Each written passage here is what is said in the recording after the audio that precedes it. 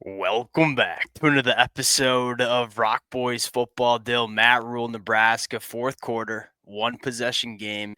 Get it done in Arrowhead Stadium against Cincinnati. And was it perfect from Nebraska? No, absolutely not.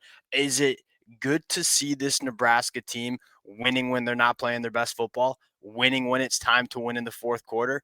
I think absolutely. Like, if I'm a Nebraska fan, I am happy coming out of week one with a win against the Cincinnati team that, look, is Cincinnati a perfect team? No. Can they run the damn ball? Absolutely. Want to get into what we learned about Nebraska during this week one matchup?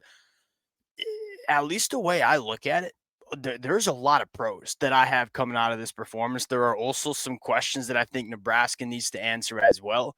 Before we get into it, as always, to the Nebraska fans, appreciate you guys. And Dill, we've been talking a lot of Nebraska football over the last couple of years, and a lot of these game recaps have been on the losing side of things. It feels good to talk about this team winning games.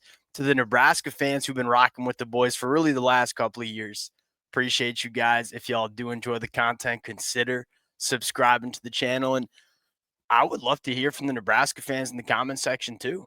Like, how are we feeling about this one? Dill, I'm going to kick it to you here. Let's start with this Nebraska offense. I mean, when you go back and watch that game, we're sitting here Friday morning in the Catskill Mountains right now. What was your biggest takeaway from Nebraska on offense? What'd you like most from what you saw from Nebraska on offense here? That passing attack was clean. It was efficient. It felt Yeah, like you were getting a fair amount of easy stuff. And I think there was a part of that probably taking what Cincinnati was giving them. And Cincinnati wasn't really going to give Nebraska big plays, it felt like, all game. But for Nebraska to be able to just march themselves down the field, taking what they can get, working underneath, and being really efficient in that sort of game, I think that's a big step for this Nebraska program because I don't think we've seen that type of offense in the 3 years I've yeah. been. I mean, Dill, I thought Dylan looked awesome, right? I mean, yes, did he push the ball down the field a ton? No, Matt Rhule even said it in the presser. Like, I think Cincinnati did a really good job But when taking he away the got his deep threat. shots to do it, I mean, you saw him hit them. Like the shots they had, like the Isaiah Hunter back shoulder Yeah, throw, they hit that. The Dane that was Key really the post only route, shot they I hit think they those. took. I think that was the only ball that traveled 20 plus yards down the field from Dylan. And I think, at times as the season goes on, and if those opportunities are there more, you want to see Dylan continue to make those throws. But again, Matt Rule said we're taking away the deeper third. We kind of have to take what's there on offense. And I thought Dylan did a really good job on time, in rhythm. Ball was accurate, really put the ball in harm's way only one time, and that was on a 4th and 2 in that high red area. I thought it was not flashy. And like, yeah, look, people go and take to Twitter and talk about like the checkdowns. I thought it was really solid from Dylan week one here. Dill, I'll say the other thing. I liked what I saw from him in terms of how he's getting himself out of trouble. He didn't get himself out of trouble every single time. It was better than year one. We talked about this all off season long. If Nebraska wants to take that step this year, you're going to have to make it work when it's not perfect up front. And I thought Dylan did a good job. I think you can tell, like, a little bit lighter on his feet, a little bit more of a dynamic athlete. Now, yes, Dylan was good. I want to give a golf clap to Dana too. I thought Dana, he gives Dylan a lot of answers. He ain't making himself world hunger out there running this offense. There's a lot of answers when Dylan's running it, but I do want to give credit to the pass catchers too, Dill. Danke, Isaiah Hunter, Ja'Cory Barney, and Isaiah Dill, Hunter Luke being a guy Lindenmeyer. who can. Isaiah Hunter being a guy who can go up and win one-on-one balls, I think is going to be huge because you look Huge. at what they were able to do in the red zone. Like, I mean, the one touchdown they did score is Isaiah Hunter being able to hit that fade pass. Like that's an important play, I feel like, for Nebraska to have something that they might feel more confident that they can get to pretty consistently. And it's not really dictated by what they get from the defense. Like you just have maybe a guy who can make that sort of play. Yeah, and I think Dan Key can be that guy too. Just didn't really have the opportunities. I thought Dan Key was dang solid in that football game as well. The other thing, Luke Lindenmeyer, Yeah, uh, really good. he's taken that step. I think the question was like, can he be that difference-making pass-catching tight end? Yeah, we got that answer. We know he can get it done as an inline blocker. Thought he was really dynamic, not only catching the football, but after the catch as well. There's four wide receivers that you really like. And you got a couple of young cats, guys like Cortez Mills too. But there are four pass catchers on this offense that I think I really like for Nebraska going forward in 2025. Run game. I thought Emmett Johnson ran well, man. I thought he ran really well. Now, I guess we can get into our concerns on offense too. My biggest concern coming out is that running back 2 spot is a monster question mark, right? It at least to me, and Dale, I'll ask you for your opinion. It feels like there's a significant drop off from Emmett Johnson to who that running back 2 is. I believe it's Mekhi Nelson.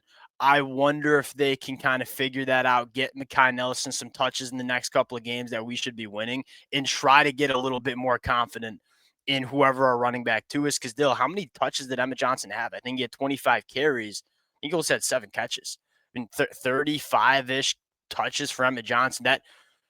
That to me seems like a lot for Emmett Johnson to kind of carry throughout the Big Ten schedule. Well, because they didn't even really give anyone else a shot, so it's like I don't even necessarily know what Mekhi Nelson is, but like from what we Yeah. saw, I think you can tell Well, that's they what I feel like mean, though. Emmett Johnson's the guy, and they don't really have much else. Yeah, that's what I mean. They didn't give anybody else a shot, and they gave Emmett Johnson 25 carries. Like that, that should be And telling the that's just boys gonna that. be like a long season potentially. Like an Emmett Johnson, like maybe he can hold up, take this type of workload. But if you're gonna like make a playoff run, for example, I think it'd really help to have a second guy come up and be a guy that you can at least give 10 to 15 carries to a game. Yeah, I think I agree with that. What did you think of the left tackle play?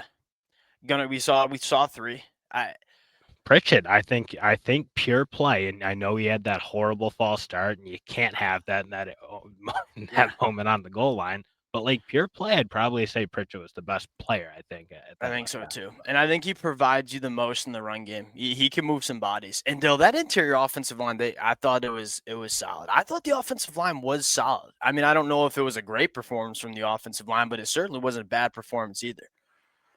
Let's go to the defense. Pros first, positive vibes only, right? We're waking up. It's a win, so we're talking the positives first. Secondaries, maybe nasty, if we're being honest. I was really impressed with Andrew Marshall. I was really impressed with Sayer Wright. I was really impressed with some of the other young cast that got cycled in there as well. That's gonna be big deal because I not to rush towards the negatives. The defensive line is a massive question mark. And I know I battled Nebraska fans in the comment, and I like because I understand where the Nebraska fans were coming from. Like maybe I was harsh at times. What concerns me the most, do we have the bodies necessary in the middle of that defensive line to deal with top end Big Ten teams? Because that should be the expectation for Nebraska, especially with the offense that they have. I'll tell you what, Dill, the offense that I saw last night, there ain't many offenses in the Big Ten that I'm gonna be taking over. I don't think, especially passing attacks, to quarterbacks and passing games that you trust. If Nebraska wants to bang with the best programs in this conference, they got to figure out the defensive line here. And that's where it gets interesting because I think from just a pure personnel standpoint, you probably don't have enough of those like big space eating, block destroying, like big dogs, if you will, on the Well, inside. and So when you're that's just trying to run that 3-man front, you are missing desperately the presence that Nash and Ty had. but And Dill, that's where here's the you got some athletic guys who were making plays. I feel like they were being kind of disruptive. I think this is a team that's going to need to create some negative plays. Like I look at what Keona Davis was giving, I look at what Williams Sonario was giving them. Like those guys were being pretty disruptive. They were pretty good getting into the backfield. Like that's just gonna be a team that I think is going to be a little bit more reliant than they have been in the past on creating negative plays because down in, down out, they were getting moved off the ball pretty consistently. That rushing attack for Cincy was pretty effective, I felt like. yeah, it was. I mean, they ran it for 200 yards and averaged 7.2 a carry, and I just felt like, and what the one of the frustrating parts for me is these off-ball backers. I think are good, man. But they didn't have the chance to be good because the defensive line's kind of getting moved around here, and guys are getting to the second level. If you're John Butler, you have to figure out. And here's the good news, right? The good news, I think you have a secondary that can go toe to toe with most, almost outside of Jeremiah Smith and Ohio State, maybe like all the wide receivers that you're going to see in the Big Ten, right? And so because you trust your guys on the boundary, maybe you can start getting creative with what your box count looks like and start walking into safety in the box a little bit more. Because quite frankly, if Cincinnati can run the football as well as they ran the football in Nebraska, and it wasn't a fluke, though. Like I know Sorsby got himself out of trouble and created a little bit. They were kind of doing what they wanted in the run game. that needs to be project number one for John Butler. Say, hey, how can we not allow teams to run the ball the way Cincinnati did on us? And hey, you can start walking a guy like Deshaun Singleton into the box and start loading the box a little bit because you can trust your cornerbacks out on the edge. So I think that's a potential answer. We'll see. It's a really good week one win for Nebraska. I thought you saw a lot of good things, and quite frankly, that offense, they were moving the football. They got to operate a little bit better in the red zone in the high red area. I thought you saw a lot of good things from And Nebraska. special teams is not going to be a problem, I don't think. Hey, Like, you make a good kick, you're punting the ball well. Like, I think that was like something. Again, there were other issues with Nebraska last year, but like the inability to play either side of those special teams was a huge problem. I was pretty impressed with everybody else. Like kicker, punter, that was a pretty good battery there. Dill, it could be a weapon for Nebraska this year, right? I mean, let's just be frank about it. If Nebraska has the same special teams unit they had last year, they they might not win this football game, right? Is that fair to say? It's probably fair. And I know they made a special team. I like the punter, man, and it's obviously a cool story too. That's really important to point out. I don't know if Nebraska wins this football game without the special teams play they had last night. All right, we'll close it down there. From the Catskill Mountains. Appreciate you guys rocking with it. If y'all do enjoy the content, consider subscribing to the channel, and we'll talk to y'all later. Peace.